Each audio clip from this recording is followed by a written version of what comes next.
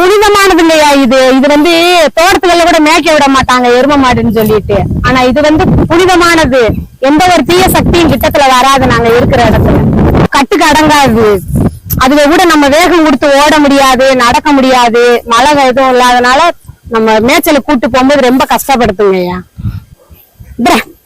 ஏய் அங்க பாரு, ஐயாவை பாரு, உன்னை போட்டோ எடுக்கிறாரு பாரு, வந்து பேரம் பேசுறாங்க. நீ இத்தனை மாசம் தானே வளர்த்துருக்க, உனக்கு இம்பிட்டு பத்தலையா? கேரளாவில தான் வாங்குவாங்க. ஆனா வந்து இந்த தமிழ்நாடு தரகர்கள் மூலியமா தான் அவங்க வந்து எடுப்பாங்க. இதெல்லாம் தூங்கு முடிஞ்சுங்கய்யா, தூங்கி விரும்பிட்டே தெரியும். எப்ப பார்த்தாலும் உறங்கின மணிக்கே இருக்கு மேயிறப்ப கூட. ஆனா இப்ப நல்லா பேசும், கட்டுக்கு அடங்காது.